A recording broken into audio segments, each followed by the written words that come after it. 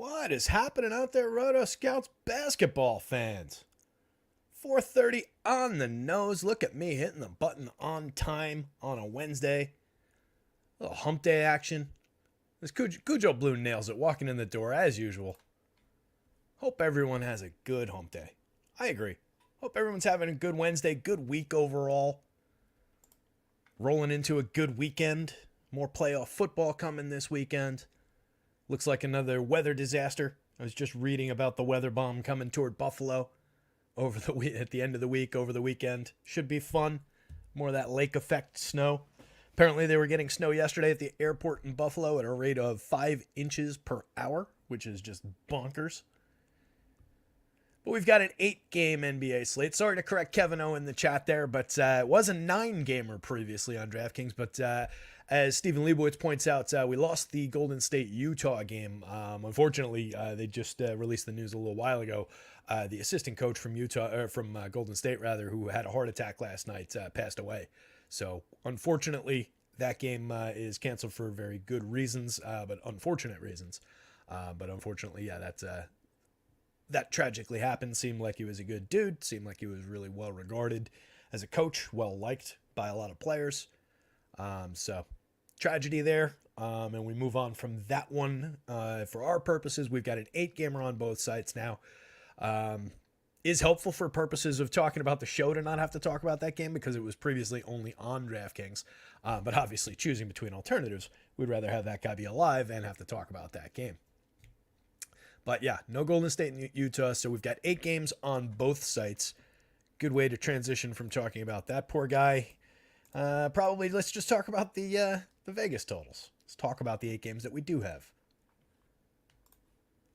Top of the board in terms of the way I have this written anyway, which is roughly along the line. It's basically the order that FanDuel puts it in every day, which sometimes jives with the times. That are like in the order that they're in on Pinnacle and sometimes not. So every now and then I catch myself going, oh, that was 2 lines too high. I got to move that down. We've got Minnesota at Detroit. Minnesota favored by 12 on the road. 222-point total in that one. Some odds and ends there for sure. A lot of playable parts in that one. But not the best overall game environment between the blowout, between the mediocre total. A pretty good defensive team in Minnesota, pretty bad overall team in Detroit without their best player. Not the best situation in that one, but I do think there's pieces. We'll take a look at it. Milwaukee at Cleveland. Interesting game there, 236.5-point total. 4-point spread, obviously Milwaukee's favor on the road. Definitely going to be some playable parts at worst in that one, and obviously some star power in that one as well. Another kind of ugly one. Boston favored at home against San Antonio by 16. 238.5 on the board. A lot of Celtics questionable for that one. We'll get into the injury report in just a minute. But conceivably, we could see a couple Celtics sit. I think off the top of my head, I think it's Drew Holiday, Derek White, and Kristaps Porzingis that they listed as questionable. So 1 or 2 of those guys sits, the other one plays, you got the other 2 stars there, and you're off and running, and you still whack San Antonio by 20 points. But we'll see who's available in that one. But there should definitely be some pieces from Boston. It's just a matter of how much we trust that they're going to be playing in the fourth quarter in this one. D, what's going on? D jumping into the chat. Just talking a little hoops here, buddy. Arkathels is here. Arkathels is getting to Luka. Presumably Luka coming back tonight. Seems to be the case. Haven't seen official confirmation yet, but it seems like they're expecting him back today, which would be a big bump, obviously. It's a bunch of games in a row. He's already out. Steven, I'll keep that in mind to look for Burks. I didn't catch Burks flying through in the Sims, but it doesn't mean he wasn't there. Just didn't pop out to me. Let's say hi to everybody, too. I said hi to Cujo already, but Kevin O's here, Matthew Patterson, Stephen Leibowitz, who we've brought up a couple times already. Mamba's here. 35th sometimes feels like last. Thanks for the Fox call last night. Hey, all right. Yeah, Fox worked out nicely. Where did Brown finish? I know Brown got out to a really strong start. He had most of where we projected him. Remember, I was going back and forth on leaving him at like 15 or going down to like 13. And I know he had like 11 points in the first quarter. I was watching that game, but I lost track of where he ended up. That was the other one that I was talking about yesterday a little bit. So let's see. We've got Arcathelza, we've got Mamba, we've got Power down the bottom of the chat there. So for now, how's about Siakam being traded? Only dropped the total 2 points and the spread half a point. Is crazy. That trade was not done yesterday, but it was rumored as being like really, really close. So I think maybe Vegas was just accounting for it early, but I didn't clock the original one. I didn't get a look at it before the trade news dropped. So if that was the change, that's not a lot of movement, but there is a lot of time. Siakam, obviously the top player on that squad, but they do have a lot of pieces that'll fill in around the edges. I don't think they're going to be all that great tonight, but I do think for DFS purposes, there'll be some interesting parts to look at. But as far as that's total going down 2 points in the spread, a half a point, it probably was accounted for already. But they have a fairly deep, competent group of players there. It's not like they go from having one star guy and a bunch of non-NBA types and have to play just the non-NBA types like we've seen with some of these teams. They've still got a pretty competent group there. So it makes sense that it would still be reasonably where it was. Tiz walking in the door. What's up, Tiz? Yeah, as Steven points out, for DFS purposes, obviously, taking a piece like Siakam out of the equation just moves everybody up a little bit. So we've got some elevated projections. I'm not over the moon about them. We'll take a look and see where they come through in the Sims. I'm sure that guys like Quickly look good in the Sims. In fact, I'm spotting them right now as I'm saying that. So there's plenty of Raptors that are going to come through. It's just, I've seen my fair share of RJ Barrett in a situation where, hey, RJ's going to step up tonight and really take the lead, and it's just not RJ's game a lot of the time. So I don't get crazy about him. He's lower down the board than IQ as I'm looking at it on both sites. But we'll get into some Raptors, but everybody from the Raptors definitely takes a little bit of a step forward. One of the pieces that I'm sure is also going to be on here, I'm just looking for him, Dennis Schroeder. I know he's in that affordable range and projected. All right, yeah, there he is. Oh, God.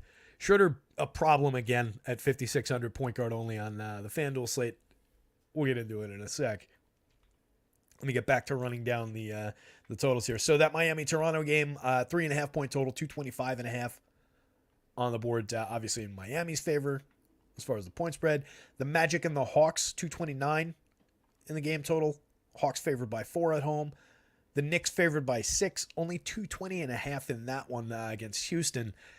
Again, not the greatest game environment overall, but a lot of playable parts from that game that could be successful. We'll see how they come through again in the Sims. Charlotte at New Orleans. New Orleans, another whopper, favored by 12, 229.5 there. And then ending the night with Dallas and the Lakers. Lakers favored by 3.5. Mentioned Luka already. Potentially coming back. Seems they've got him still as questionable, so I don't want to call him probable to play, but seems more than likely he's going to be back for this one. And then the usual routine, AD probable, LeBron questionable, both more like probable to definite. I'd be surprised if either didn't go. Maybe if Luka sits, one takes the night off, but I doubt it. In terms of the injuries and everything, all right, there's a fairly long list. So in Detroit, Cade is still out, which is key. Bojan's available. Danilo Gallinari's available. Mike Muscala's available. They came over in the trade with the Wiz.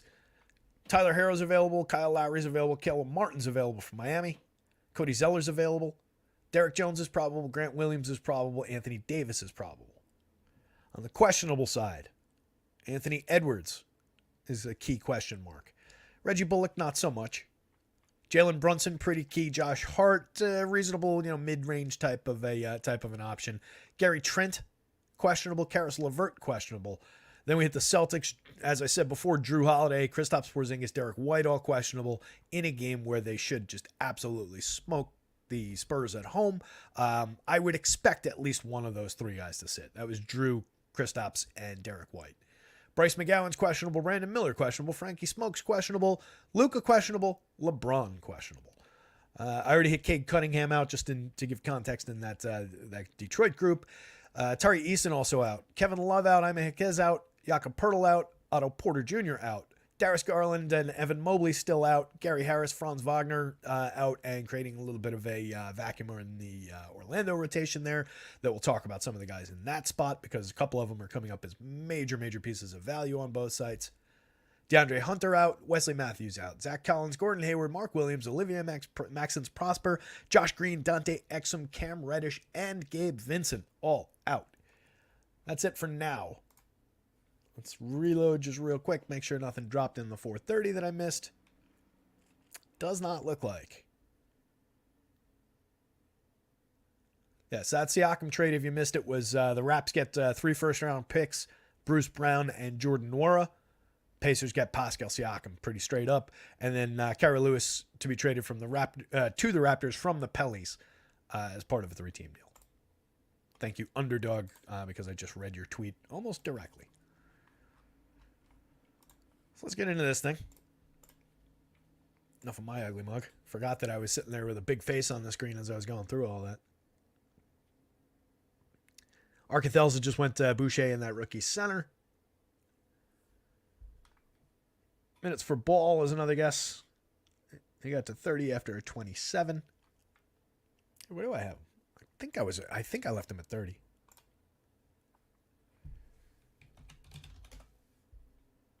31. Get him a little bit more. Not really coming through, though. It's a good projection. He's just priced correctly. He's priced like LaMelo Ball. Right? 9,300 on FanDuel. It's about right. He's putting up a 39 in the projections, but 0.37 in your win rate. Not really showing much in the win rate on DraftKings for 91. If you've been hanging out, you'll notice there's a new column on both sides. If you haven't been hanging out, FanDuel over here on the left, DraftKings over here on the right. Top 1% win rate. I added the top 150 ownership. Remember at the end of the day, or at the end of after looking at the sims and the lineups and everything, I click over to the player data page, and it's the same info that's in these two columns. So there was really no reason that I wasn't just putting that top 150 ownership column here. So this is what came up in the top 150 lineups in that sim. This is the percentage at which these guys are owned in those top 150 in that run. Some above their ownership projection, some below their ownership projection. So it all kind of jibes together. You want to take their projected ownership into account. You want to look at the win rate and then how much you're getting to them. It's all kind of, that's the wash of figuring out a good play or not. So it was definitely important to include in here. So I figured it's easy enough to drop in since it's come down on the same little data sheet. This is the output that you get from that tab. This is where I'm looking it up. These are my projections, etc., etc. So to start us off, we're sorted by DraftKings win rate at all positions, and you can see two massive outliers at the top of the board, just totally price-based. Joe Ingles with a 20-minute projection, Jonathan Isaac with a 16-minute projection. Both of these guys hitting the board pretty hard. I might give them both a little bit of a haircut.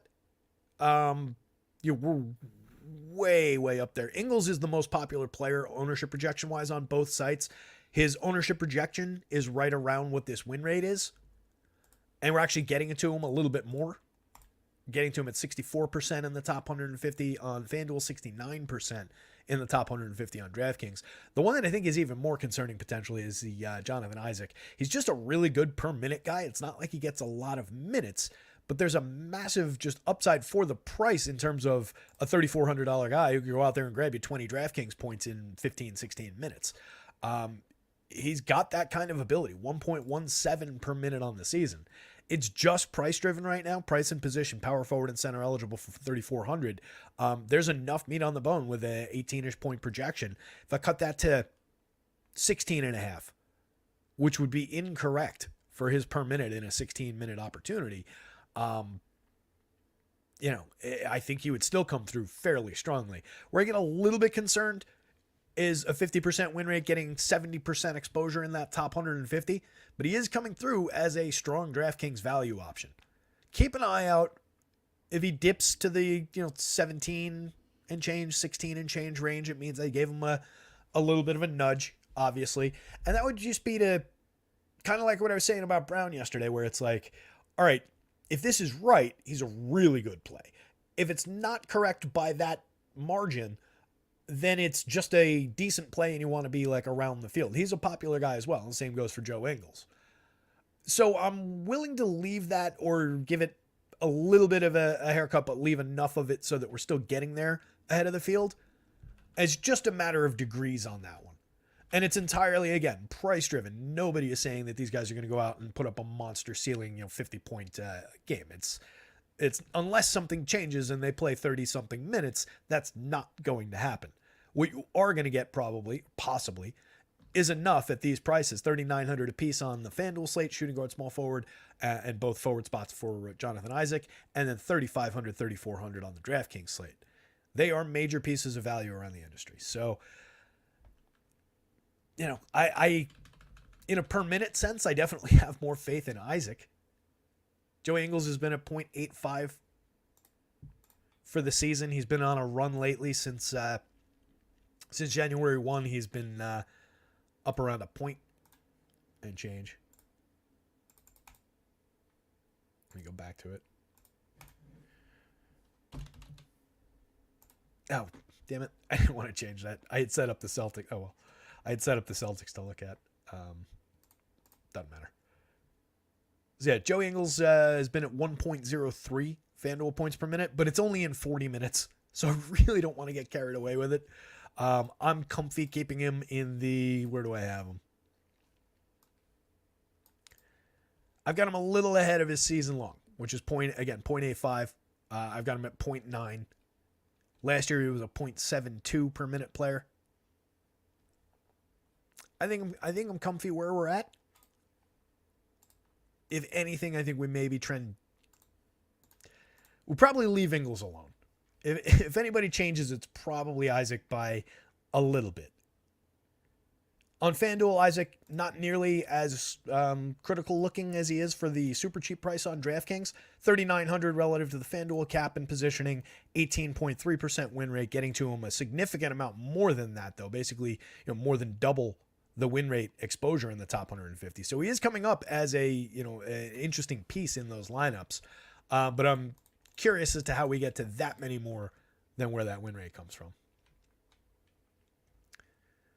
If Drew Holiday plays, he's looking like a great option on the DraftKings slate, getting to him about 30% of the time, commensurate with his win rate there. A lot of these guys coming up around where their win rates are, you can say. Some a little above, some a little below, and then it would be relative to where their ownership is. Since I don't do the ownership projections myself, and I get them from another pay site, I am not showing them here. And that's another reason I wanted to add the ownership here so that I didn't have to expose their ownership projections when we break that down.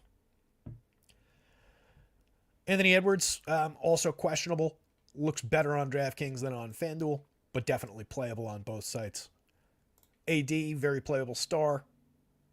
Just looking, do a summary of the full slate. Tatum, definitely a very playable star. If there are missing pieces from the Celtics, Tatum is typically a guy who will take another little leap forward. Like, what was the one I had before? I knew I didn't want to change this. It's easy enough to get back to it. Just reset it to the top of the year. So Tatum, with no Drew Holiday, let's say. This, since the beginning of the year, 342 minutes without Drew out there, 1.50 FanDuel points per minute, 1.54 DraftKings points per minute. Notably higher than 128, 133. Does he sustain that for a full game if Drew is not out there? No, I would probably compromise and bring it into, higher than this or higher than where I've got him right now, but maybe not all the way up to the 1.5. And it depends on who's in, who's out. Maybe we don't go all that much higher because I do have them at a pretty decent clip. They're gaining like 4.5 possessions in this game. But with all the Celtics, especially when we talk about the high-end guys, Tatum, Brown, whoever out of KP, Derek White, Drew Holiday is out there, as well as Al Horford from the mid-range. If they're beating this team by 15, 20 points in the fourth quarter, those guys are probably taking a seat. You'll see more Pritchard, Hauser, Cornette, maybe some Moshe Brissett. I don't know if Brissett's active, right? Yeah, I didn't give Brissett any minutes, but I think he's active. And then whoever is active out of like Nemasketa, Banton, Svi, I didn't bother to look at those down bench guys because maybe they pick up 6-8 minutes in the fourth quarter in a blowout, but they're not gonna hit enough to matter. I wouldn't think. But that could matter at the top end is the overall point there. So here's some Toronto. I mentioned I don't love Dennis Schroeder. Here's some Toronto and RJ Barrett.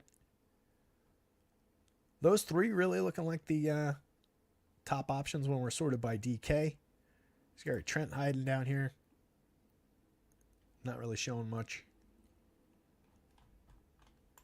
So definitely some Toronto coming through. Some more Orlando from the higher end. Karl-Anthony Towns looking like an interesting option on both sites from a pretty fair price for a 1.16, 1.20 per minute guy. 7,700 power forward and center on DraftKings. 82 power forward and center on FanDuel. Some decent like mid-range types through here. Then we get to Luka. Not really looking great on FanDuel. Just a 2% win rate for 12K at 10.9, which is affordable for Luka.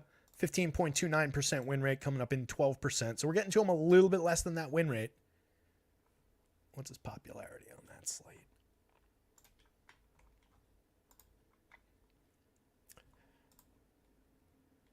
He is... Come on.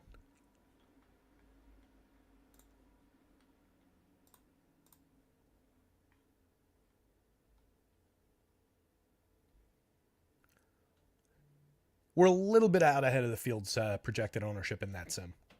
So we're getting to him a little bit more, and the win rate tells me that there's a little bit more room if you wanted to get even more exposure than that 12.7% to Luka. You could squeeze that a little bit more, get a little bit further ahead of the field. It's a good enough play given that there's a little bit of room between where he's come up here in the... come up here at the 12.6 and where he comes up in that win rate. Top 1% as well. This other column here is top 1. I always talk about the win, but the top 1, just as important.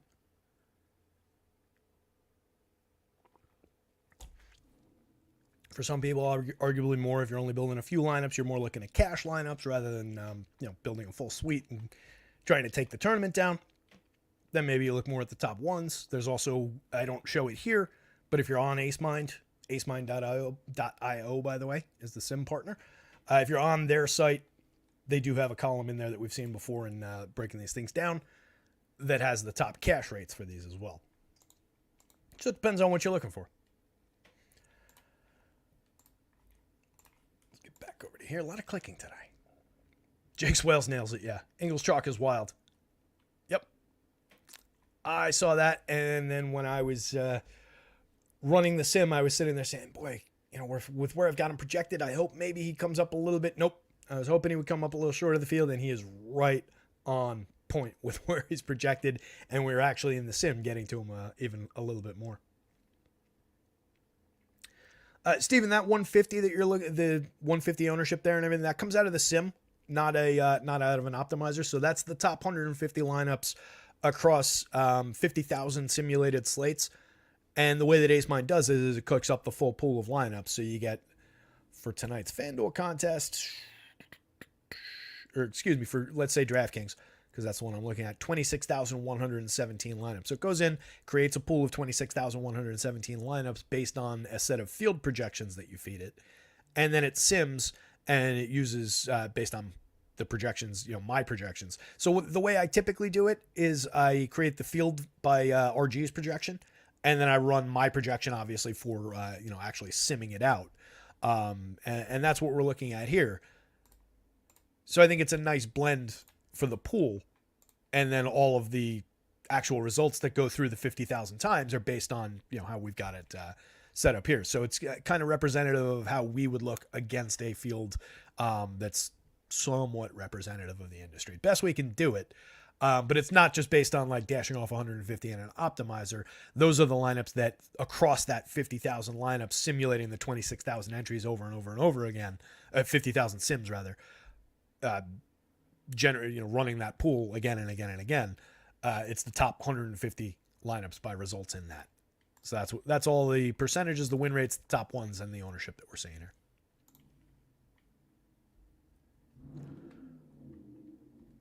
To answer your question, though, I typically go pretty heavy randomness in optimizers when I'm using them to build out lineups. The reason for that is just it's going to keep things at a high end anyway. All your lineups are going to come up. That's the point of using the optimizer, right? So all your lineups are going to come up within a certain range of the true optimal. And as long as they're taking that optimal lineup, optimal construction path, whatever you want to call it, that I've talked about for years now, you're going to be largely okay.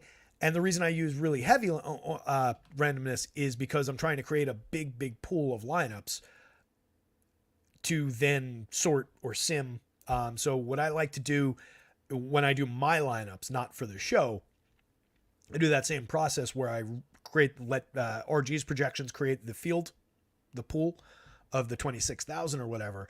But then I build out 1,000, 2,000, 1,500, whatever I can get to of lineups in an optimizer. Excuse me. And there's an optimizer on Ace Mine. There's an optimizer on RG, obviously, stochastic, whoever you're using. Build out my own pool of lineups using my projections, and then that's the set of lineups that I drop in there. You can parachute that into that sim, and you run those lineups in along with the pool, so that you get a set of like, these are your lineups. This is how they did.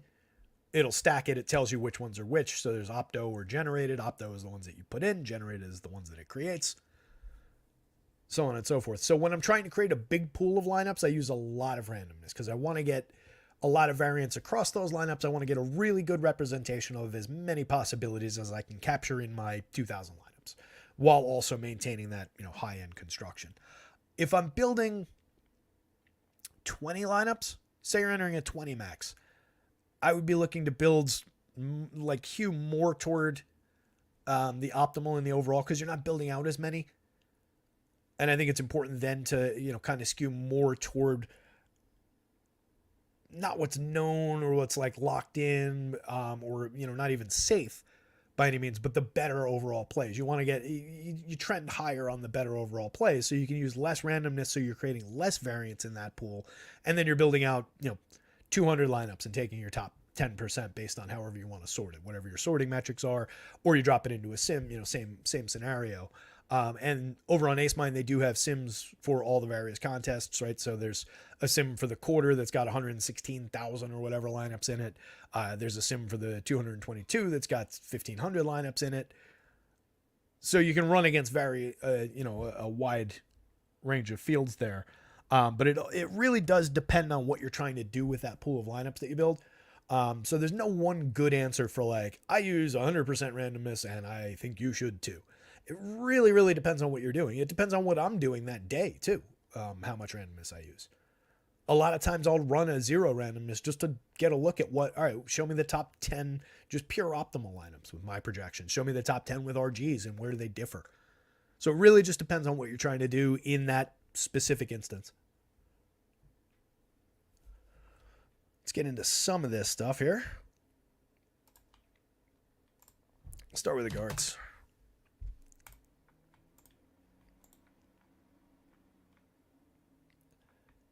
So the guards look like one of the more sane spots. No Jonathan Isaac, no Joe Ingles to deal with.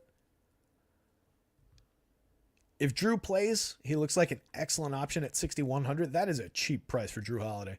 So 0.92 per minute guy, DFS wise this year. What was he last year?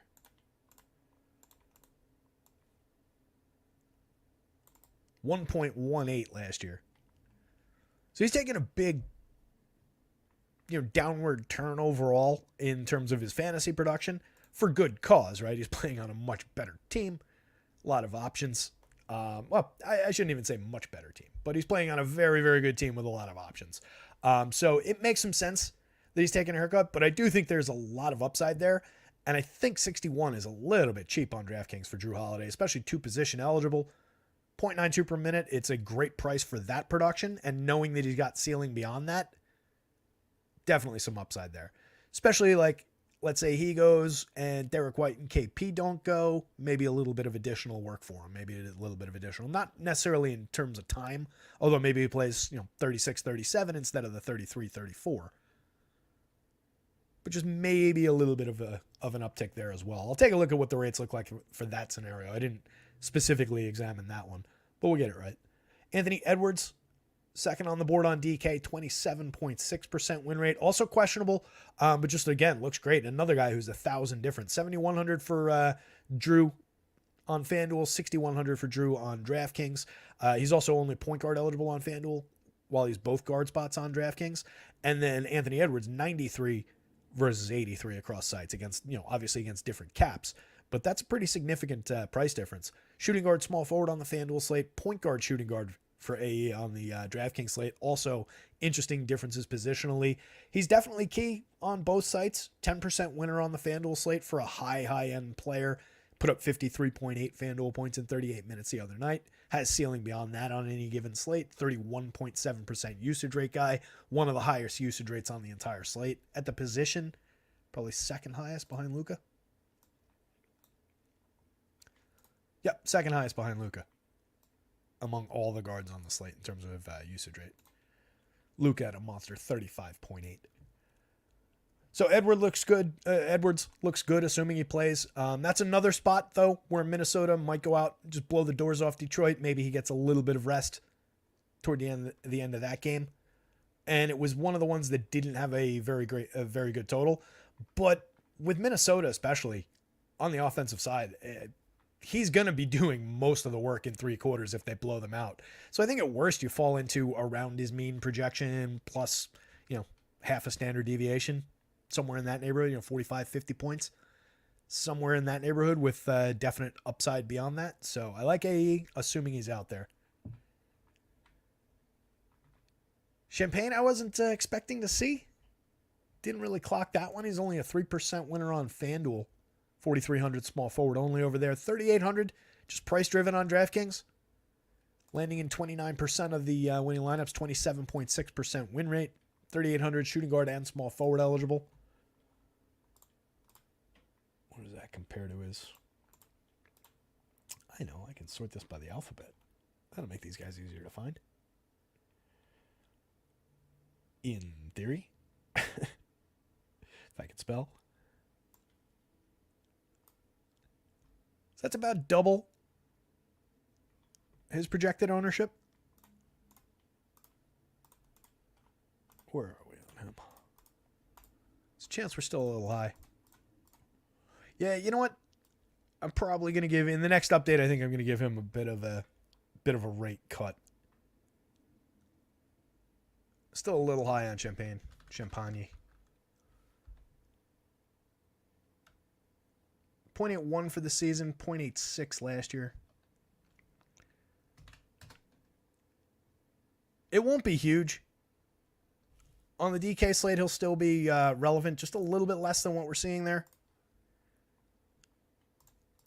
Where'd he go? Yeah. I don't think 30 is right. Cut the, not in half. Take a third off of this, maybe. I think this is a little bit too high for him.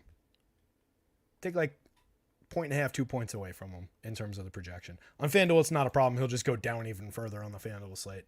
But I want to get this one right here. That's a little high, I think. D'Lo looks good on both sites. 6,500 point guard, shooting guard on FanDuel. 6,000 point guard only on DraftKings. Pushing almost a 26% win rate. Getting him in lineups just about the same exposure as the win rate. Perfectly fine with that. Manuel Quickly, Dennis Schroeder, both looking pretty playable across both sites. Quickly, 25.3% win rate on DraftKings. Schroeder, 20.04. There's a $1,500 difference at both guard spots for both players on the DraftKings slate. Getting to a good amount of both of them. Getting more Schroeder against a 33% exposure against a 20% win rate, 26% exposure for IQ against a roughly 26% win rate. I would suspect that means that Schroeder is lower owned. Indeed, it does. Just quickly. Yeah, between the two, Schroeder projected for lower ownership, but both guys coming up more exposure and higher win rates than their projected ownership. So both guys looking like good plays right now. For the season, 0.98 per minute for IQ, 1.02 on the DraftKings slate. Bounce back to Toronto here.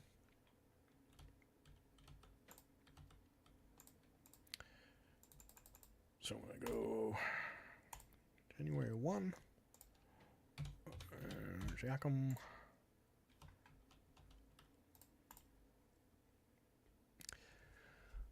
So it's another one where it's small samples, but since January 1st, no Pascal Siakam on the court. In 100 minutes, RJ Barrett has been a 1.21 per minute player on FanDuel, 1.27 on DraftKings. Like I said, wildly unreliable for that to continue, but there's obviously a little something there. And then quickly has been 1.18 on both sites. So definitely an uptick over the production he was giving us with the Knicks. And then just since January 1 in all situations, so including the minutes with Pascal Siakam, quickly over 248 minutes. Since coming to the Raptors, basically 1.08 FanDuel points per minute, 1.12 DraftKings. RJ Barrett, 1.05 FanDuel, 1.09 DraftKings. That's more representative of who these two guys are. Either one of them could hit those, higher end rates, but I don't know that they're necessarily sustained. They're both good plays regardless. So this isn't a justification to get away from them, or advising anybody to get away from them by any means.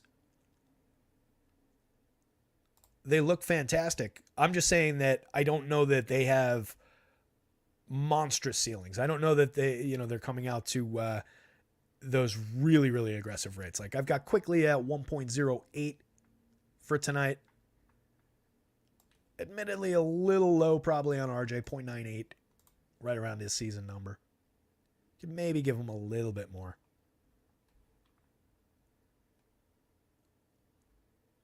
And then Dennis Schroeder, I'm actually a little bit below this season's number, but well above 0.09 of a fantasy point per minute above last season's number. Then we've got Thad Young, Chris Boucher, and Jonte Porter. Just basically chopping up those big man minutes. We'll see who gets the start. Right now, I've got a couple more minutes going to Thad. In order, it's Thad, Jonte, Boucher, the way I've got it projected. See how it works out. I know you guys aren't seeing the Raptors on your screen, by the way. I'm just looking in the other file, in the projections file.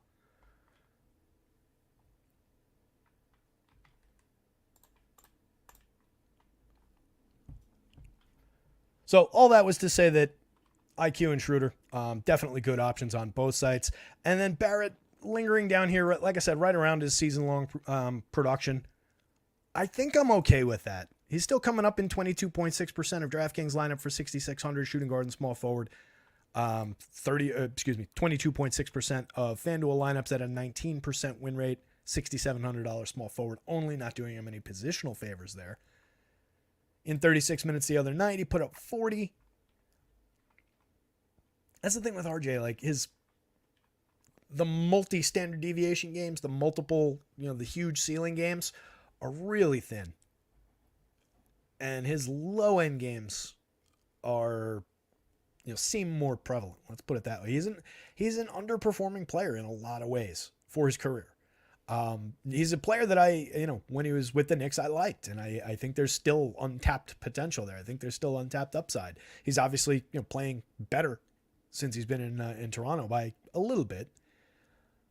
I just I don't think there's runaway upside in this spot. Especially, game against Miami, too.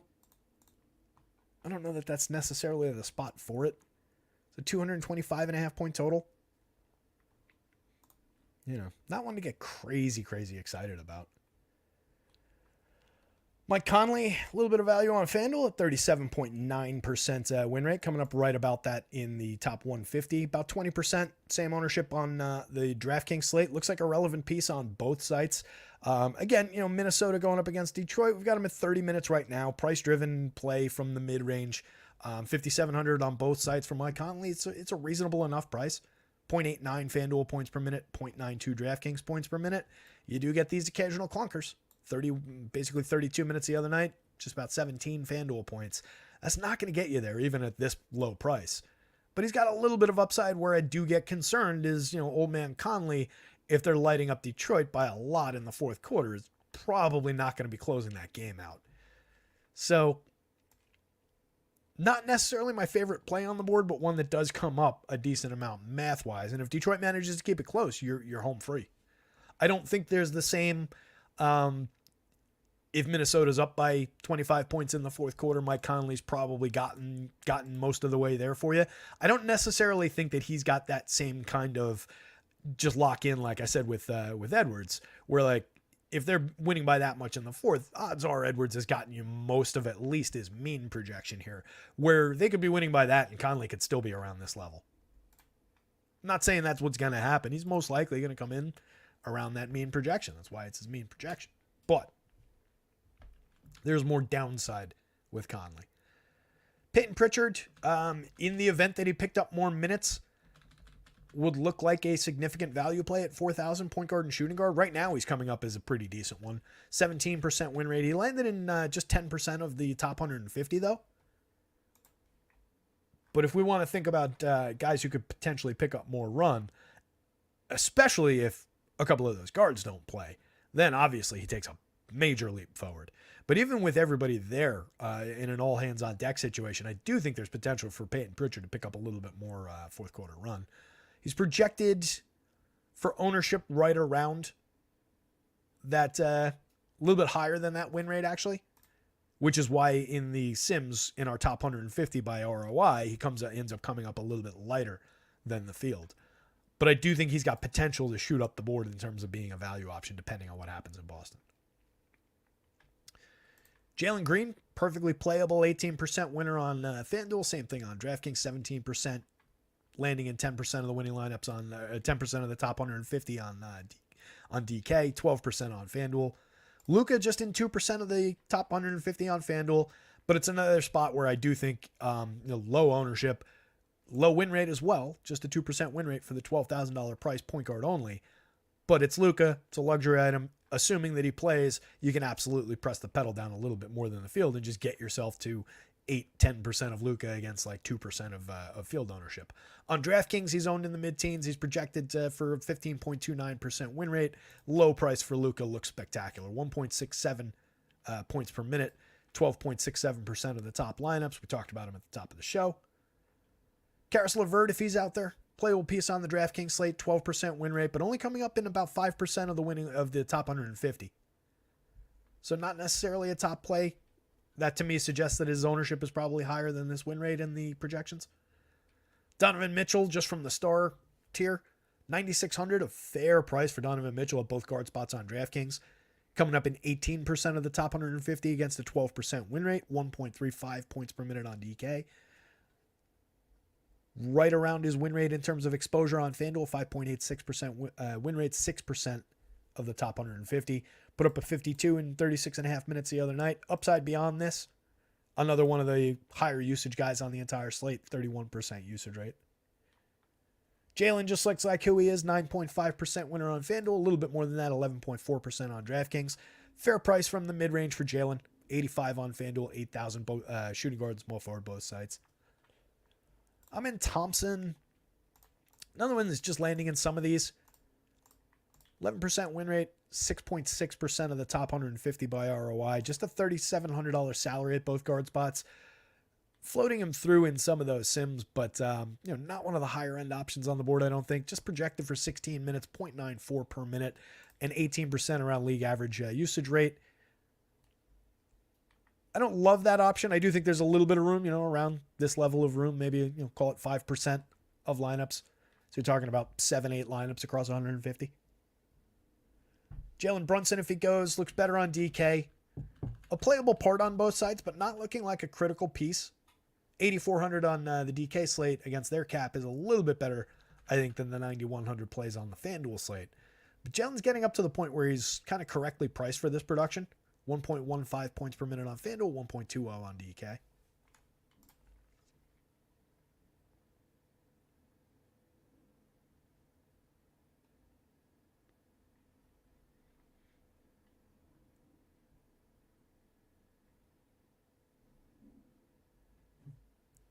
Just looking at some of the, catching up on some of the chat. So, Travis Duarte just spreading minutes across Jonte Porter. Jonte Porter, is that his name? Jonte, whatever his name is. Here, I'll pull him up. I just went through it a minute ago. So Thad getting low 20s. Jonte getting right on 20. Boucher getting 14. Jalen McDaniels getting 14. Just kind of a blend through those guys. And then all of Scotty, IQ, Barrett, and Schroeder in the mid-30s. And Gary Trent in the mid-20s. I know you asked about the big men, but I started with the big men and I just went through the kind of the entire mix. Yeah, Porter started the last game, which we were talking about in the Discord running up to that. I'd given him a good chunk of minutes, and then when we got the starting news, I was like, oh, damn. But he ended up playing 15 minutes in that game. Thad played 16. Boucher played 14. Jalen played 12. That was, of course, with Siakam out there playing 37. No Gary Trent. But, yeah, they seem to like Jonte. They've been throwing him a handful of minutes here and there. He played 31 2 games back. That was with Thad started, got into quick foul trouble, and Jonte came in and stayed in for a pretty good chunk of time. But yeah, I do think it's kind of a dart throw spread across those guys. The good news is not one of them was really like, it wasn't like Thad chalk day. All right, we're getting more exposure, I think.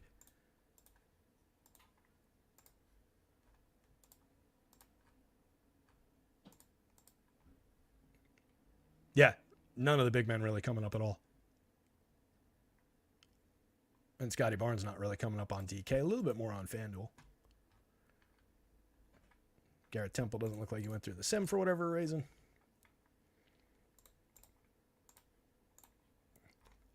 So really it's about not the big men on this one, apparently. Right now, anyway. If I tweaked some of those minutes, obviously, it would change the scenario. Yeah, Steven Boucher, 0.96. Thad, 1.03. Jonte, 1.03 on the FanDuel scale. 0.99, 0.98, 0.96. Similar.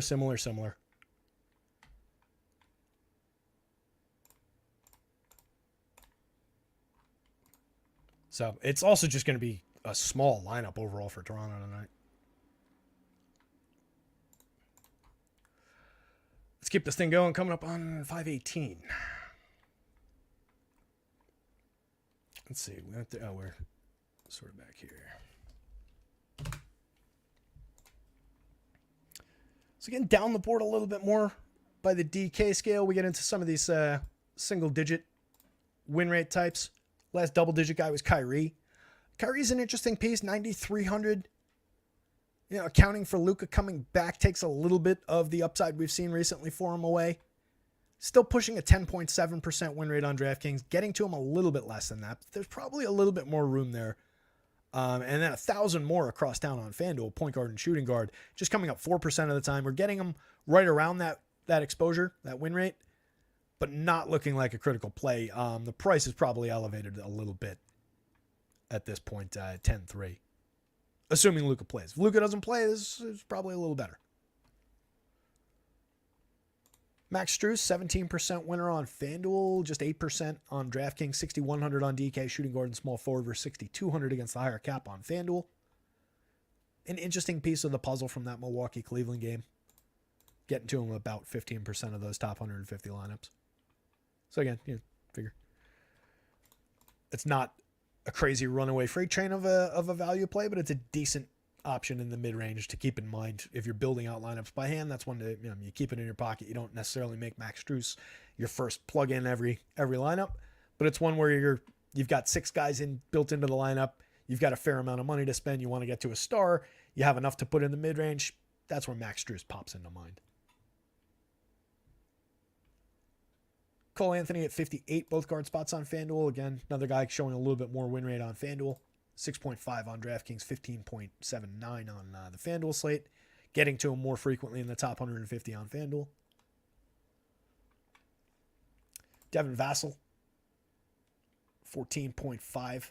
Getting to him more than that win rate, 22%. So that suggests to me, again, a low-owned guy. Where given the strong win rate, we're getting to him a little bit more in the top 150 lineups, 22% over there on FanDuel. On DraftKings at 67, doesn't look like the same play by any means, 3.4% win rate, getting to him about 5% of the top 150. Derek White, if he goes, just a playable piece, but not really a priority by any means. We are ahead of the win rate. 6% exposure against the 3% win rate is probably very low owned. Just 2% against the 1.5 on the FanDuel scale. Dame looks like a better piece on FanDuel. 8,500 for Dame. 1.18 per minute. It's this against this is probably correct-ish. This against that, just name recognition-wise, player history-wise. You want to feel like that's a cheap price for Dame. But for this version, for this role that he has in the production that he's shown so far, and also in this game, it's probably correct. Still comes through at a very, very good win rate, 13.5 on FanDuel, 16.6% exposure. So we want to get to him a little probably ahead of the field. On DraftKings, not really relevant. Playable, but not relevant. Terry Rozier with all his recent production, just a 1.16% win rate on FanDuel, 1.77 on DraftKings. Not really critical. Trey, non-critical on both sites as well. Another player with significant star power. Definite upside at 1.32 FanDuel points per minute, 1.39 DraftKings points per minute. Could bend the slate if you don't have them. 37 minutes the other night, 37.5, put up 65.7 FanDuel points. Capable of going out and doing that any given night. Matchup's not bad against Orlando.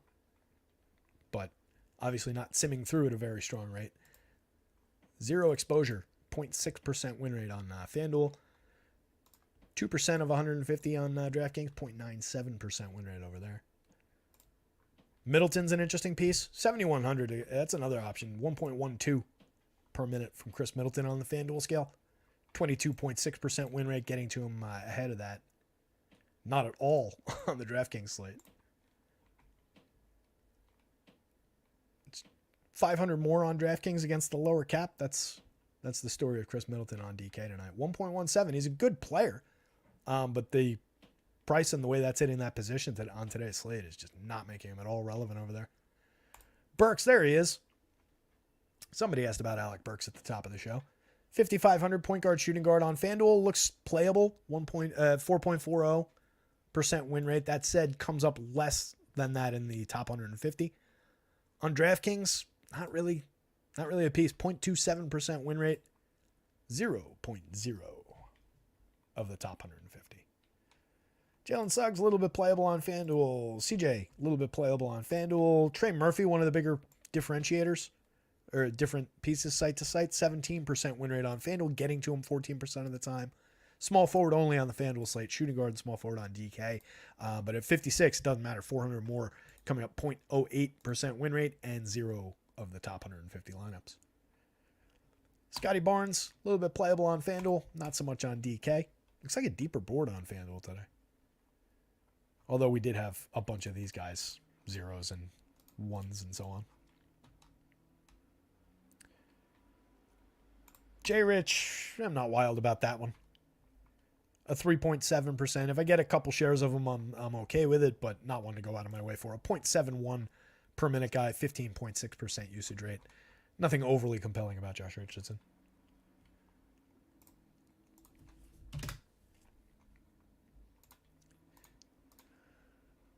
So, again, Ingles and Isaac, top of the board. I don't love the Isaac one. I love his per minute rates. He's a consistently good per minute guy, but we're really not giving him that many minutes. I might give him a little bit of a haircut just to, again, knock him down a little bit from this. He's projected significantly lower than this, so you can still easily be ahead of the field on him and not have to get to like a crazy high exposure on a guy we're projecting for 16 minutes. I'd said he's about league average usage, 1.26 FanDuel points per minute, 1.17 on the season. If he somehow stumbled into 26, 28 minutes, becomes a significant option. Last year in 1.34 per minute, even higher.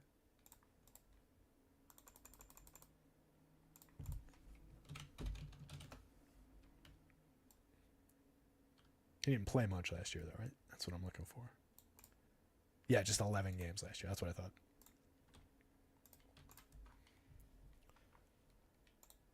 So that one, again, I'm below his current season number, but I'll probably give that a little bit more of a haircut. On FanDuel, it's not nearly as problematic as it is on DraftKings. Champagne, we talked about at the top of the show. Another guy, I don't love the low usage guys, 15% usage for him. It's another reason I'm not over the moon about Joe Ingles being that popular either.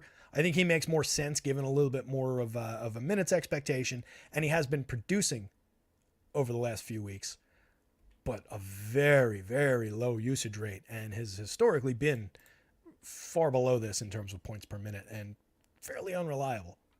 So I don't love him at the top of the board either, but I think he makes a little bit more sense. So he'll probably stay around that, and he's projected to be around this. More fun plays, Anthony Davis, Jason Tatum from the top of the board. Two very, very high-end plays. 27% win rate for AD, 24.4% on DraftKings for Jason Tatum. Getting more exposure to Tatum at 9,500, both forward spots, 34% exposure against a 24% win rate. Again, suggests that he's a stronger ROI option over there. 14% exposure against a 27% win rate for AD. Probably just a little bit of popularity, but luxury guys that you can absolutely pay up to get to 1.44 points per minute. I'm happy to pay 10 grand at power forward or center on DK for that. 11-4 on FanDuel has him a little bit more capped, 16.5% winner, 17% for Jason Tatum at 10-2, both forward spots, but both landing in their fair share of lineups. Tatum out a little bit ahead of the win rate. Anthony Davis right around what his projected win rate is. If either ends up in a situation, somebody mentioned it, and I was looking at it before, but Tatum goes, through the roof. If no Drew, it goes up to 1.50. I don't know, again, that we'll take him that high. We're already pretty high on him. But he probably goes up a little bit more. No, if LeBron happens not to play, AD takes a jump. So there's room for these guys to improve. I doubt they take a downward turn unless something changes about their status. These guys, they look good, and they can probably only go up from here. Karl Anthony Towns, a 1.16 per minute player on FanDuel, 1.20 on DraftKings. Power forward and center eligible on both sites. Getting to him a little bit ahead of the win rate on FanDuel, 17.4% winner against the 22% win rate. Same thing on DK, 25% of the top 150, 21% win rate. Another guy who's just priced fairly well. 7,700 for a 1.20 rate, and the upside that comes with Karl Anthony Towns. I don't dislike that. RJ, I talked about just the unreliability. The low, in a career sense, the low overall, not low, but low for like the profile overall per minute production. Not the top option in my mind, but definitely coming through the Sims, 19% winner, getting out to a little bit more than that on the FanDuel slate. And on DK, even more significantly ahead of the win rate there. Paolo Banchero, very high end, 9,200, both forward spots on FanDuel. 1.15 for the season. There's another one I wanted to have teed up.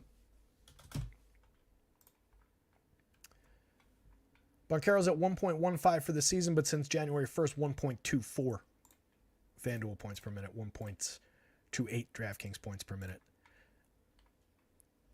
Been on a tear. No real reason to expect him to slow down. I like where he's landing. Where'd he go? There he is. 22% winner on FanDuel. 27% in the top ones, 15% across the board on DraftKings, and getting to him more than that. 8,800 still feels a little light for him, honestly, on DraftKings. I think you could justify him being in the 9s. 92 on FanDuel, again, also probably a little low. Sohan, more playable on FanDuel, 13% winner on DraftKings, 20.6 on FanDuel. Zion, 18.9 on FanDuel, just 11.13 on DraftKings. Getting to him a little bit below the win rate on FanDuel, right around it on DraftKings. Jaden McDaniels, that's a value piece on FanDuel, 4,800, both forward spots, 37.4% win rate. Getting to him 26% of the time, so lower than the win rate. Probably pretty popular.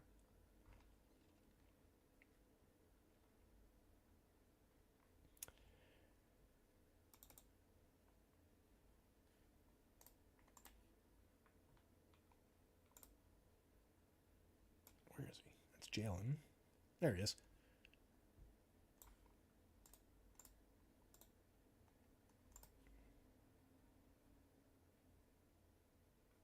Oh, am I on? I'm on DraftKings, that's why.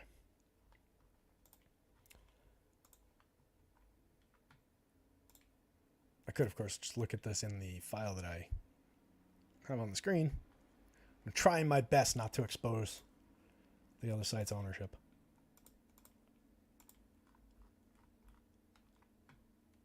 So yeah, Jaden. Yeah, monster ownership projection on FanDuel. One of the more popular plays on that slate. So the top 150 exposure that we're showing for Jaden at 26%. This is fairly well below the field. Still looks like a very strong play, but in terms of the top 150 lineups by ROI that went through that sim, he's owned in less of them than what the field is exposed. On DraftKings, it's right around that number. LeBron looks like LeBron, a little bit better on FanDuel, 26.5% winner over there, getting to him a little bit ahead of the field. 9.5% winner, just getting to him around that rate on the DK slate. 9,700 on both sites. Pretty good price for a 1.38 per minute player, 1.41 on DraftKings, and for it being LeBron James. Strus, Julius Randle, Sadiq Bey, Dante DiVincenzo, Chris Middleton, to a degree, Dean Wade and Isaiah Stewart, standouts that are not really popping on DraftKings nearly as much as they are on FanDuel. Among that group, Middleton at 22.6% win rate, 7,100 shooting guard and small forward on FanDuel, 7,600 shooting guard small forward on DraftKings, not coming up at all. 0.59% did not land in one of the top 150. But on the FanDuel slate, looks like a significant priority, 22.6% winner and 31% of the top 150 lineups by ROI. Randall's just like an is who he is spot, 11.8% winner, 16% exposure. Perfectly good option with some upside. But he's priced about correctly, I think, if not a little high.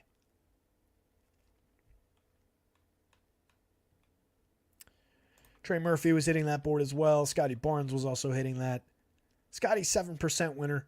Among that list of RJ, quickly, the regulars for Toronto who get a ton of minutes and a ton of 23.6% usage probably goes up. I didn't look at or I don't have it in my head anyway. I've got it probably still pulled up on Wowie. Nope, I flipped to Orlando. Not going to take the time to look it up right now, but I'll double check it. But more usage I would expect for Scotty. And my overall point is, among those guys, ceiling-wise, Scotty's got the best ceiling. He's the highest priced, of course. But, if you're looking for justification I don't necessarily want to go to RJ or IQ here, but I want to grab a piece of Toronto, I'm willing to spend for it. Scotty makes a ton of sense in this spot to me.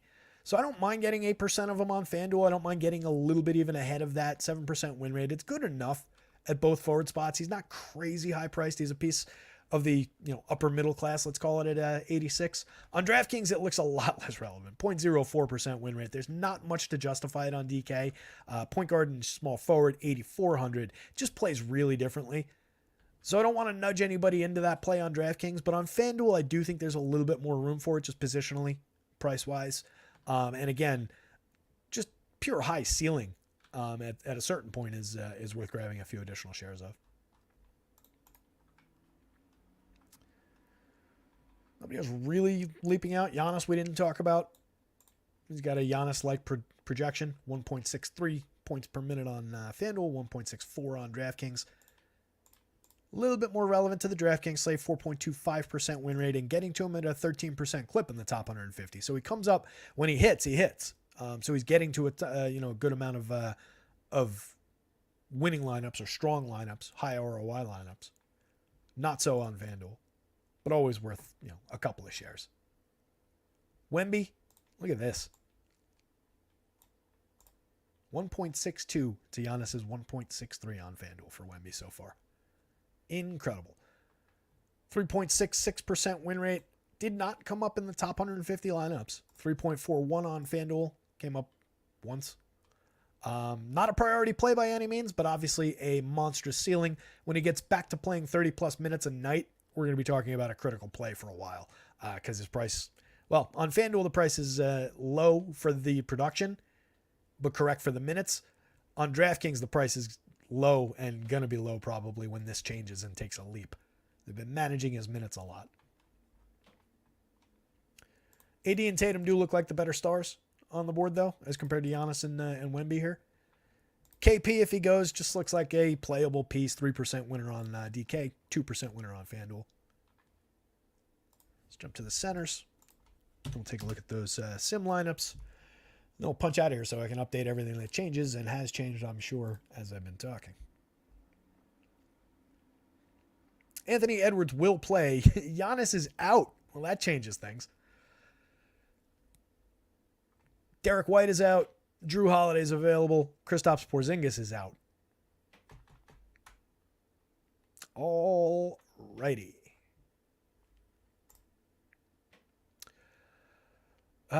So Drew probably takes a step forward. We probably get a little bit more for Peyton with Derek White being out. Kristaps Porzingis leads to a little bit of trickle down for some of the big men.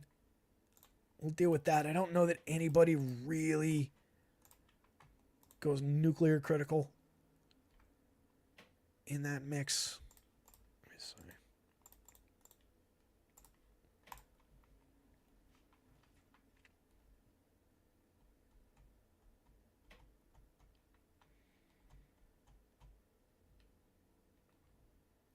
I'd be curious to see what they do with the lineup before I make any proclamations. Because no KP, no Drew, Drew playing, no Derek White. There's a couple different ways they could take that. I imagine we're getting an uptick for Pritchard, like I said. Sammy Hauser gains a few minutes, I'm sure. And then we probably drop like O'Shea Brissett into a handful of minutes. Just picking up some scraps. There's plenty to spread around, though. We're talking about 63 minutes dropping into the team. There's plenty of minutes to move around the board here. Keep an eye on where projections go with that one. Cornette probably also picks up some additional minutes. And then no Giannis is obviously a major change there. So I'm just assuming Dame is going to take a major spike in terms of rate. Chris Middleton, who was already looking really good on FanDuel, will probably start looking better on both sites.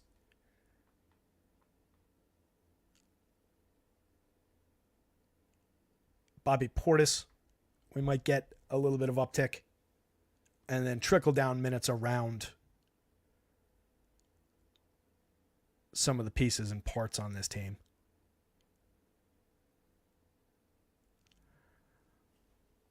I think it's going to push upside toward the guy. No Giannis pushes upside toward the guys who were in that starting lineup here. And then we'll see where the minutes land as far as creating value plays there in that lineup. But I suspect that Dame's going to take a pretty major step forward. Where's this? Let me see if I can get it here.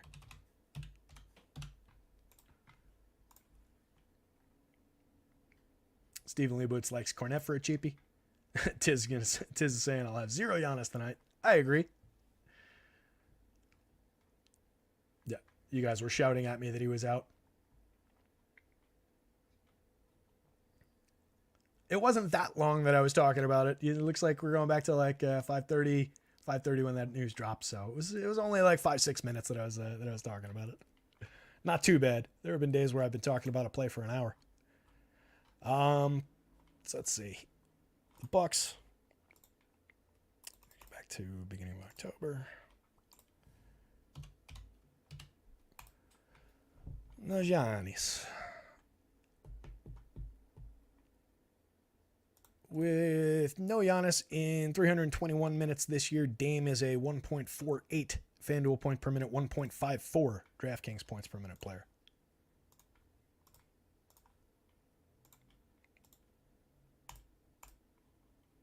So that's a pretty significant step up from 1.8, 1.23. Middleton in 184 minutes, 1.26 DK, 1.19 FanDuel. Portis, 416 minutes, 1.15, 1.12 DK FanDuel.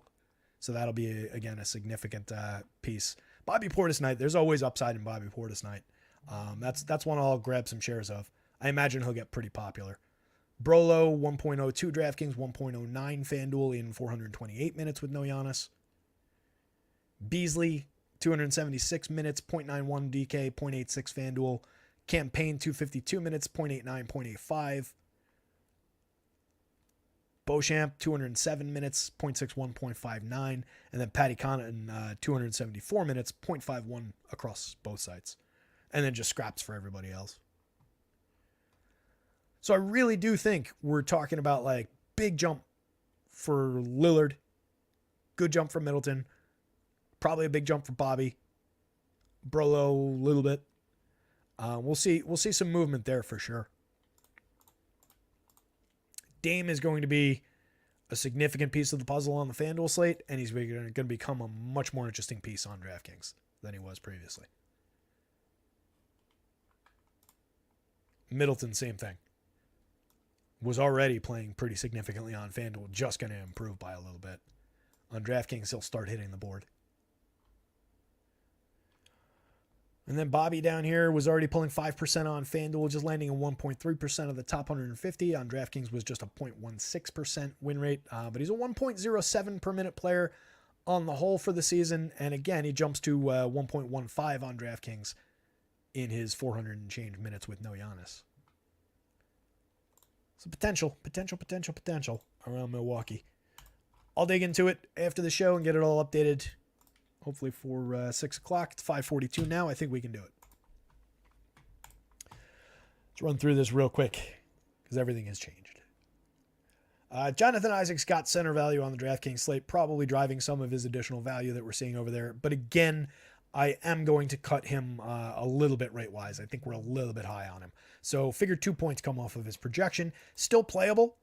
Still probably hits, call it, a third of this coming off the top. Still, for 3,400 price-driven play. On FanDuel, he becomes probably fairly significantly less relevant.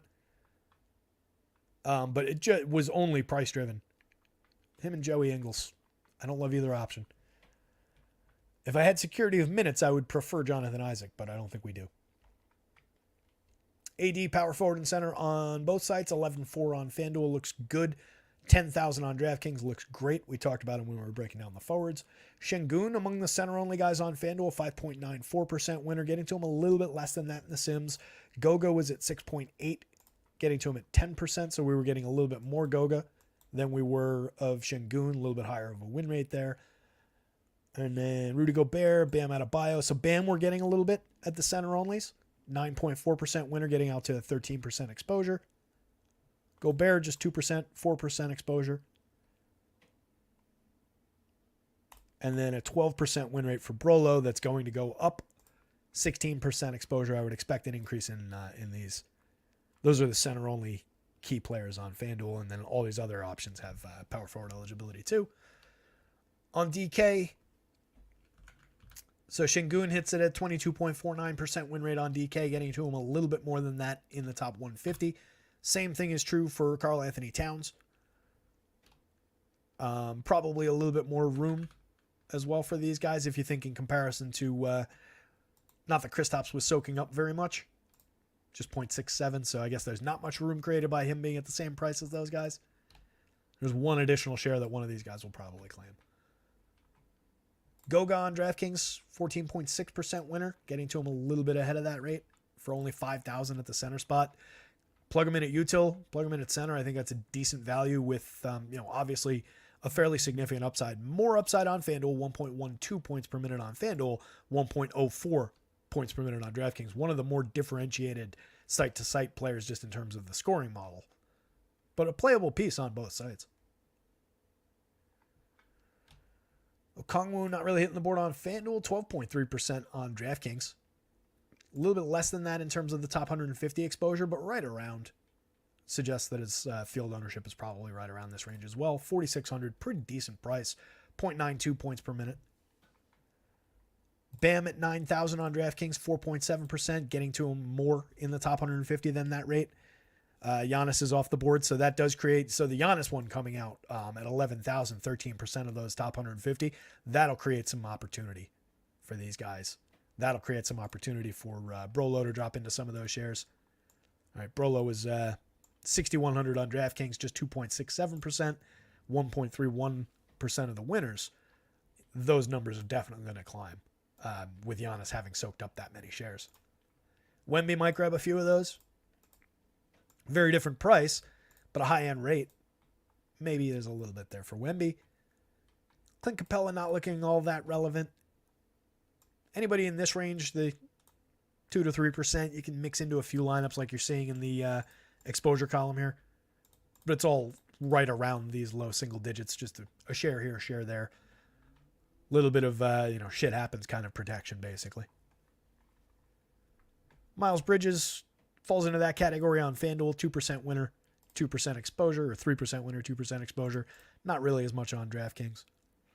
Differentiated guys, Hartenstein still showing value on FanDuel at 7,600, 1.01 per minute on FanDuel, 0.96 on DraftKings, not having nearly as much value at 7,000 as center only. Power forward and center gives them a little bit of flexibility, a little bit of value on FanDuel, 9% exposure across 150. Oh, here's a differentiated piece. Thad, power forward only, 28.6% exposure on FanDuel, 18.4% win rate. Does he sacrifice some of that to some of the emerging Celtics and Bucks value? Probably. 4,400. He's only projected at 22 minutes. There's probably some of that heads toward those guys who overall are probably better options. Thad, for what it's worth, 14.4% usage on this season. A little bit higher in the situation he's in right now, I'm sure. But I don't have it in front of me. But 16.1 minutes the other night, put up 21.3 FanDuel points. It's about what you're getting on the upside night. Yeah, that's right on his mean projection, really, but there's not much upside beyond this, is what I'm saying. Larry Nance, odd little 7% win rate down there. Getting less than that of them. Not at all relevant. Zeros across the board for Larry Nance on DraftKings. Wow. Differentiated plays. Isaiah Stewart, not bad. 7.12 on FanDuel. Not really hitting the board at all on DK. 61. That was Brolo. Jalen Duren. Noteworthy projection. Noteworthy production. But at 79, not really hitting the board on FanDuel. 73. A little bit more on DraftKings. 3.2 and 4% exposure. Not a critical play, though. That's about it. Let's jump to the Sims before anything else changes. These are going to be a little bit different. Let me start with DraftKings.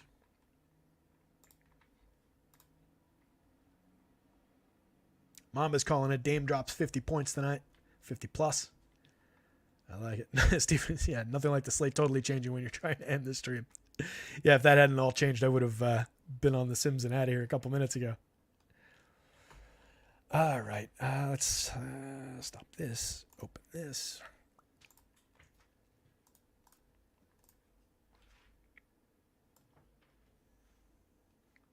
So as always, Sims courtesy of acemind.io for all your simulation, optimization, and so on and so forth needs at a lower price, better customer service. These guys are The FanDuel Main Slate had a few of the tournaments, but the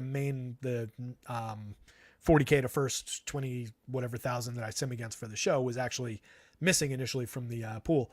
I sent those guys a DM. I said, hey guys, can you rescrape the FanDuel slate? It was done in like a minute less. These guys are on the ball when it comes to customer service.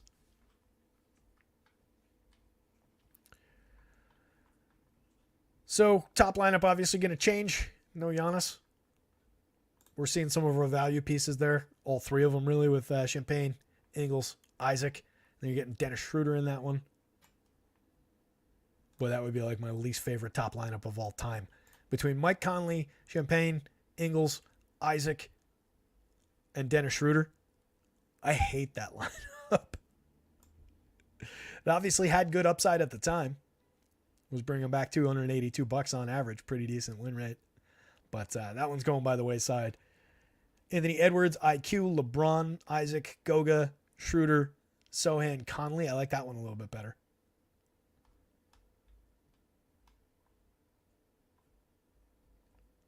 A lot of mix. I mean, the most consistent options are obviously Ingles and Isaac, given how much they were coming up. Between the guard spot, or the forward spot, center spot with Isaac, and then the util spot, we're getting a fair amount of all those guys. But it's a pretty decent mix. Getting some Donovan Mitchell here, plenty of room for Anthony Edwards, a little bit of Jalen Brunson down there. A lot of mid-range with Conley, Lowry, Schroeder. Drew is a decent play. So upper caliber players, stars to mid-level guys, I think at point guard is fair to say. Shooting guard, some value, but also some mid-range. We'll see what Champagne looks like when I run the next update. IQ looked pretty decent out of Toronto. Amen Thompson, I mentioned, limited minutes projection. That one was price-driven. And he's not really coming up like crazy. Which, again, to me, just tells me that not the best option in the world.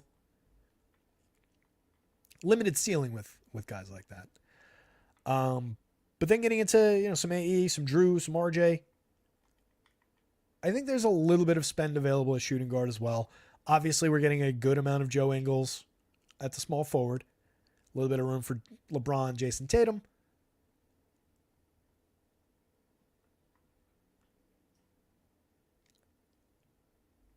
Pretty Starsy Scrubsy overall, I'm going to say. I think that's fair. And that was with an expectation with all those $3,000 values on the slate tonight.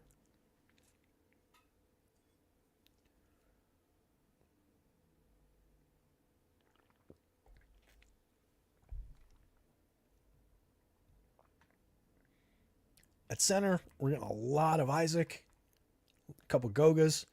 Obviously, ignore the Giannis, but there's a Şengün, there's a Duran, some Cat, some Şengün, but does look like a lot of value pieces dropping into that center spot. What I'll be curious about is where Brolo takes it. I imagine lineups like this one jump well up the board and end up more in this territory. So we probably see a normalization of that, especially if I lower Isaac a little bit. We'll see a normalization of the center spot, probably to more in the mid-range Brolo type options. The pure guard looks a lot like point guard and shooting guard in terms of getting fair to mid-range type guys. D'Lo, IQ, Schroeder, Strus for what he's worth, LeVert, Lowry, Terry Rozier. It's another spot where, the emergence of like a Peyton Pritchard could change things. Look like we were reasonably spendy at this forward spot, whether you put them at power forward or center or whatever they qualify for, or you just stick them in the center of the util spot, doesn't really matter.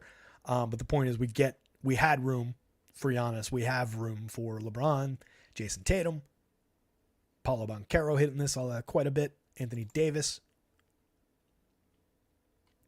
Out of our top end options, again, this is just the top 15, 20 here.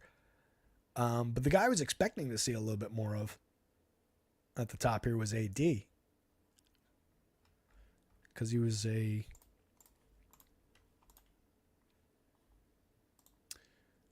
15%, 14.6% exposure. So most of our AD lineups are a little further down the board than I was expecting, but we do get them a few times at the top.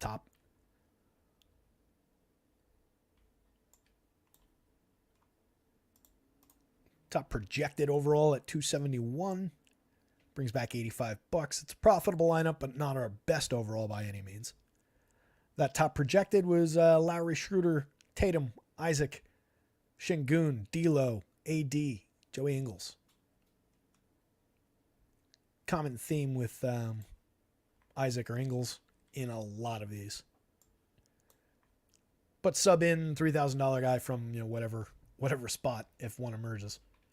And if you can get one that's a $3,000 guy that's reasonable, that has a better usage rate, better per minute numbers than those guys, I do not dislike pivots, especially with all the ownership that they're going to be drawing. Let's look in terms of the FanDuel board here real quick. 5:55. 7 o'clock slate today. Another one, too. It's going to be a pretty quick, fun sprint, especially without the 9 o'clock game on either side. FanDuel looking kind of like expected, I think. Some Schroeder. A lot of Schroeder, which I hate, but I'll probably have again. These look a little bit more balanced. Mid-range, crappy. Middleton, there's going to be a ton of Chris Middleton when this reruns in these lineups. Given how he was hitting it pretty hard already, it's going to be a lot of Chris Middleton. We're seeing some Devin Vassell, some D'Lo. Quickly, here's a bunch of Dame. We'll see a ton more Dame in here as well. So a lot of these will probably become Dennis Schroeder, Dame Lillard lineups. Bang, bang. Emmanuel Quickly in either this spot or this spot. Right, so I bet you a rerun would be like Schroeder, Dame, Quickly, Middleton,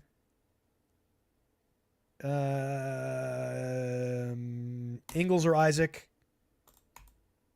Probably Jaden might make sense in that spot. So you'd probably go value, unless you squeeze Tatum in there. And then you've got some spend across these spots. I would think you get a lot of Banchero, LeBron. You could go value with Thad there and get probably a spend over here. You could also put Middleton over here and pay up over here. But especially at those early spots, I think we're going to see a ton of Schroeder, Lillard, Middleton, IQ, and then one of, and most likely Ingles, since I'm adjusting him a little less, I think, against where we were getting him. Center spot, you're getting some Bam, some Cat. There's also some Hartenstein, Jared Allen.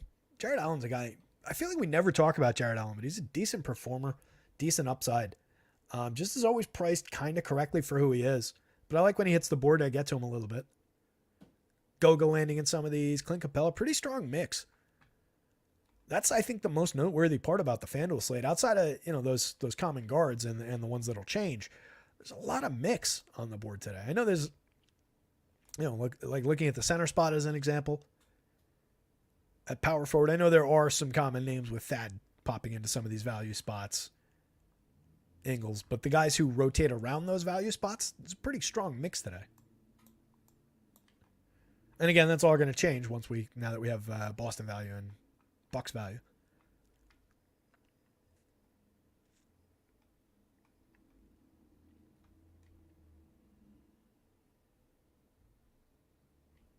Stephen Leibowitz says another site has LaMelo at 0.5 ownership. That's a place I can get over and take a shot. I think he's pretty low owned on around the industry. My issue with LaMelo was mostly that he's just priced correctly. Yeah, that's comparable to what I'm seeing elsewhere. Got a great projection on him. I have nothing wrong with nothing against considering LaMelo a upper middle class pay up option, right? Like you're probably paying a little bit of a tax in terms of your salary, your points per dollar by playing him, but you're paying that tax specifically to get a high upside player at sub 1% ownership. So there is a give and take there. while he might not math out to being the strongest sim play, if you're doing it knowing that you're paying that tax and believing in the upside or having justification or projection or whatever that supports it, certainly nothing wrong with it. And if I had him at a higher projection, obviously he would land in some more of these sims.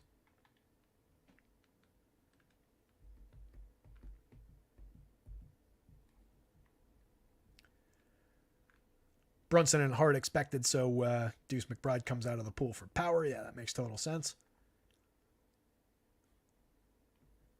Mama quickly was highly rated across the board. So I'll pull that back up to end the show here. We talked about FanDuel. FanDuel was just kind of a mix at every position.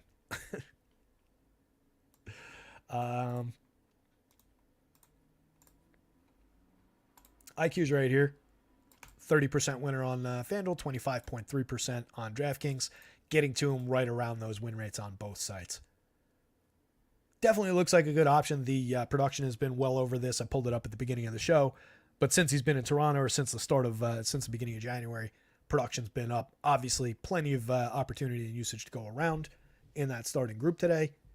So, yeah, no issues with firing away on that. But like I said, I do think that Quickly probably has the more aggressively interesting ceiling for price than RJ does. And RJ is just the guy that, I don't know, just tends to not get there, tends to underperform. There's a little bit of bias in that, of course. I'll be the first to admit that. He comes through in the Sims just fine. 19% winner on FanDuel, getting to him 22% of the top 150. On DraftKings, 15.3, getting to him 22% of the time. He is a play tonight. He is at a good price for his potential, for his skills even. Just tends to underperform. It's the old Knicks fan in me. Can't get away from complaining about poor RJ. So with that, guys, 6 o'clock on the nose, 6:01 now. Doesn't mean I'm going to keep talking just because I missed 6 o'clock on the nose, or maybe it does because I'm doing it. But I'm going to punch out now. I'm going to go get the projections updated for everybody who's waiting on them, and we will start rerunning everything. Questions, drop in the Discord. Follow the @rotoscouts Twitter handle. Hit the like button here.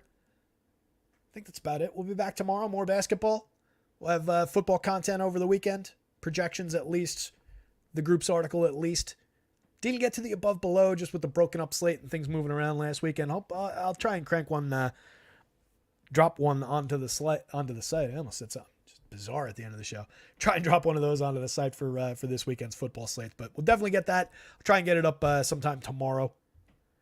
With that, guys, good luck out there tonight. Somebody go win something. I'll see you tomorrow. And thank you guys. I see everybody saying thanks in the chat. Thank you guys. All the thanks goes to you guys. There is no show without you.